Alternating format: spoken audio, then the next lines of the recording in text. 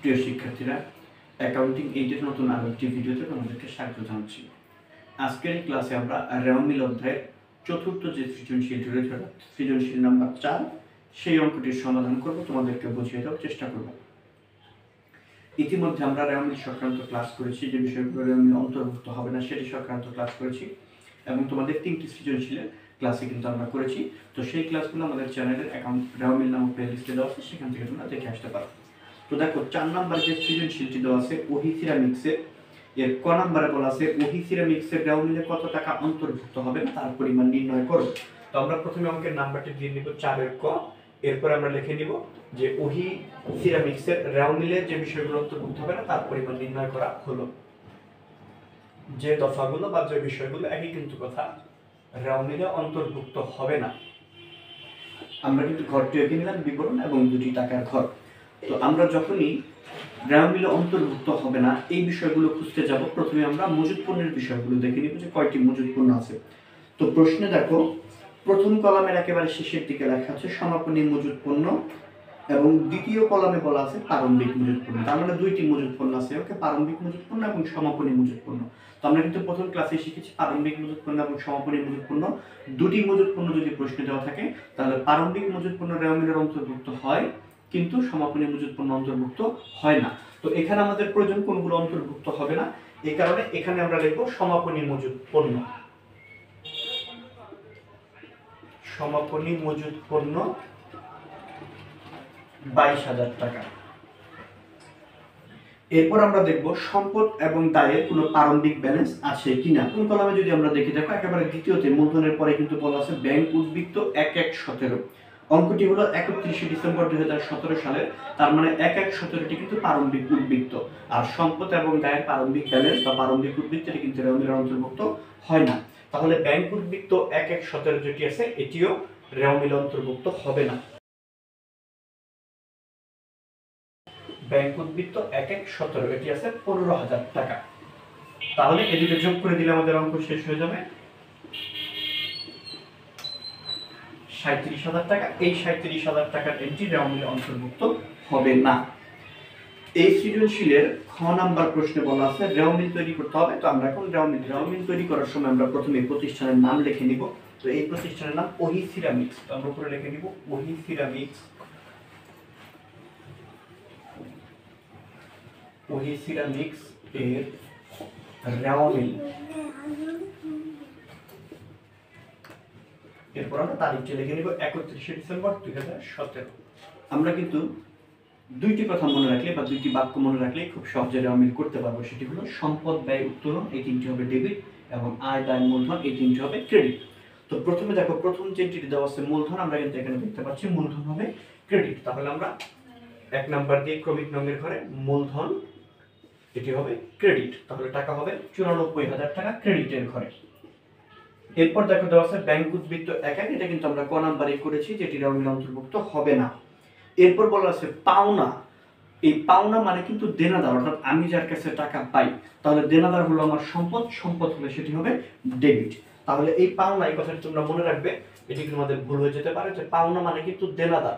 অনেকের কাছে এটি পাওনাদার মনে হতে পারে, কিন্তু মূলত পাওনা মানে দেনাদার। দেনাদার যেহেতু সম্পদ, তাই এটি হবে ডেবিট।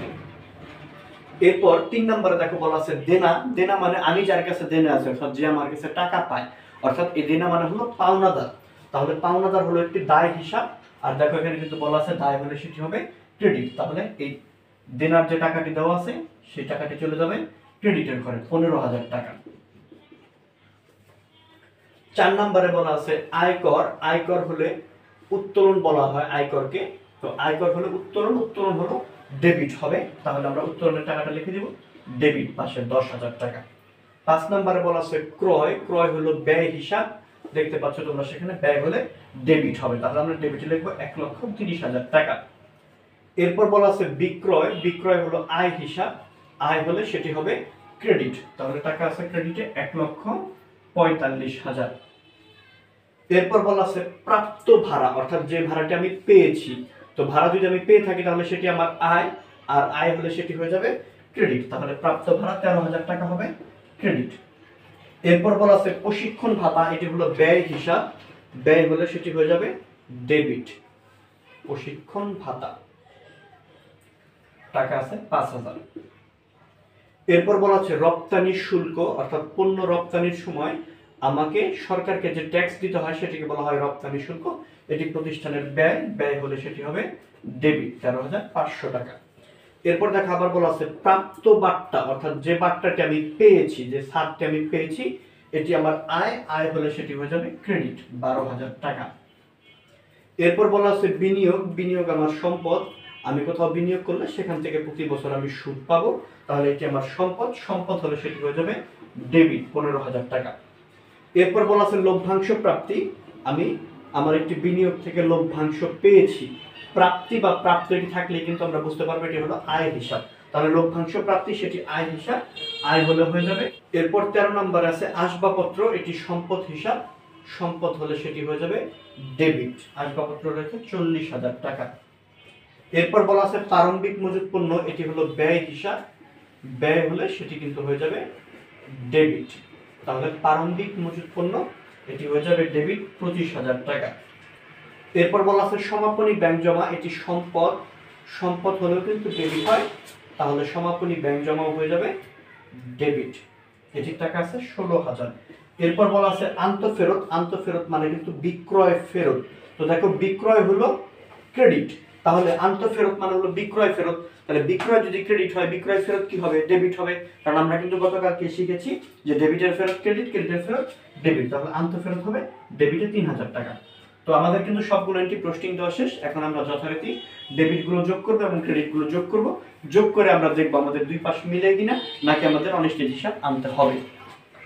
দেখো আমাদের ডেবিট পাশের যোগফল হলো 2,79,500 এবং ক্রেডিট পাশের যোগফল 2,79,500, অর্থাৎ আমাদের ডেবিট ক্রেডিট কিন্তু মিলে গেছে, তাহলে আমাদের কিন্তু আর অনিশ্চিত হিসাবের প্রয়োজন নেই।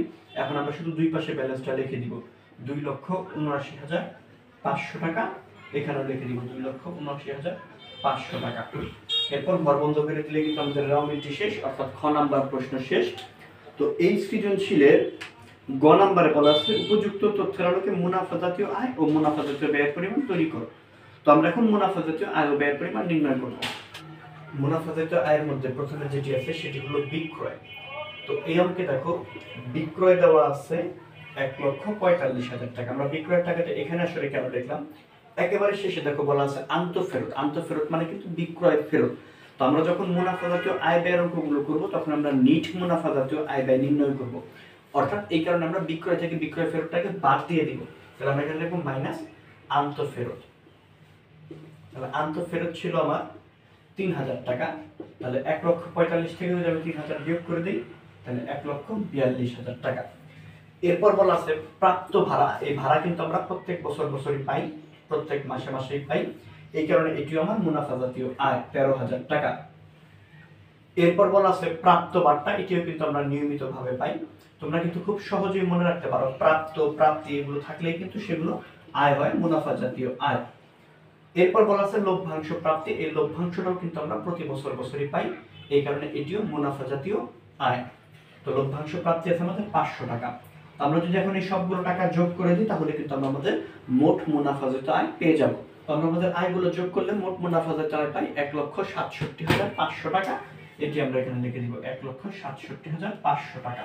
তো এবার একটু প্রশ্নটা দেখো, প্রশ্নে বলা ছিল মুনাফা জাতীয় আয় ও ব্যয়ের পরিমাণ, তাহলে আমরা শুধু এখানে ক্লোজিং দিয়ে দিব, কারণ পার্থক্য বা সমষ্টি কিন্তু নির্ণয় করতে বলা হয় নাই। তো আমাদের মুনাফা জাতীয় আয় করা শেষ, বাকি থাকলো মুনাফা জাতীয় ব্যয়। এখন আমরা লিখবো এখানে মুনাফা জাতীয় ব্যয়, মুনাফা জাতীয় ব্যয়। তো মুনাফা জাতীয় ব্যয় মানেও কিন্তু যে ব্যয়গুলো আমাদের নিয়মিতভাবে করতে হয়, প্রতি বছর করতে হয়, সেগুলোকে বলা হয় মুনাফা জাতীয় ব্যয়। তো মুনাফা জাতীয় ব্যয়ের অঙ্কগুলো যখন আমরা করব আমরা কিন্তু প্রথমেই সমন্বিত ক্রয়টি নির্ণয় করে নিব। এই সমন্বিত ক্রয় নির্ণয় করার জন্য আমরা প্রথমে লিখব প্রারম্ভিক মজুত পণ্য, প্রারম্ভিক মজুত পণ্য। তো দেখো অঙ্কে দ্বিতীয় কলামে প্রারম্ভিক মজুত পণ্য দেওয়া আছে 25,000 টাকা। এর সাথে আমরা ক্রয়টাকে যোগ করে নিব, আমাদের ক্রয় দেওয়া আছে 1,30,000 টাকা, তাহলে যোগফল চলে আসলো 1,55,000 টাকা। এখান থেকে যদি ক্রয় ফেরত থাকে তাহলে আমরা ক্রয় ফেরতটাকে বাদ দিয়ে দিব, কিন্তু এই অঙ্কে ক্রয় ফেরত নেই, তাহলে এখান থেকে শুধু সমাপনী মজুত পণ্য বাদ দিলে কিন্তু আমরা পেয়ে যাব আমাদের সমন্বিত ক্রয়। তাহলে সমাপনী মজুত পণ্য আছে 22,000 টাকা, এটি আমরা বাদ দিয়ে দিলাম, তাহলে হয়ে গেল 1,33,000 টাকা। এটা হলো আমাদের সমন্বিত ক্রয়। এরপর আমরা দেখব আর কি কি মুনাফা জাতীয় ব্যয় এই অঙ্কে আছে। তো এরপর দেখো যে প্রশিক্ষণ ভাতা লেখা আছে। প্রশিক্ষণ ভাতা অর্থাৎ কর্মীদেরকে প্রশিক্ষণ দেওয়ার সময় আমাদের যে ভাতা দিতে হয় সেটি কিন্তু আমার ব্যয়। প্রশিক্ষণ ভাতা 5,000 টাকা। এরপর বলা আছে রপ্তানি শুল্ক। প্রতিবার পণ্য রপ্তানি করার সময় কিন্তু সরকারকে শুল্ক দিতে হয়, অর্থাৎ একটি নিয়মিত ব্যয় বা মুনাফা জাতীয় ব্যয়। রপ্তানি শুল্ক আছে 13,500 টাকা। তো এই কিন্তু আমাদের এই অঙ্কের মুনাফা জাতীয় ব্যয়। তো আমরা এখন মুনাফা জাতীয় ব্যয়গুলো যোগ করে দিব, তাহলে পেয়ে যাবো আমাদের মোট মুনাফা জাতীয় ব্যয় 1,33,000 যোগ 5,000 যোগ 13,500 টাকা। তাহলে আমাদের মুনাফা জাতীয় ব্যয় হয়ে যাবে 1,51,500 টাকা। আমাদের গ নাম্বার মুনাফা জাতীয় আয় এবং ব্যয়ের পরিমাণ। তো আশা করি এই সৃজনশীল তোমরা বুঝতে পেরেছো। কারো যদি কোথাও বুঝতে সমস্যা থাকে তোমরা কমেন্ট সেকশনে জানিয়ে দিতে পারো, এবং রেওমিল সংক্রান্ত বাকি অঙ্কগুলো দেখার জন্য কিন্তু আমাদের চ্যানেলের রেওমিল নামক প্লেলিস্টটিকে তোমরা সেই অঙ্কগুলো দেখতে পারো। ধন্যবাদ সকলকে।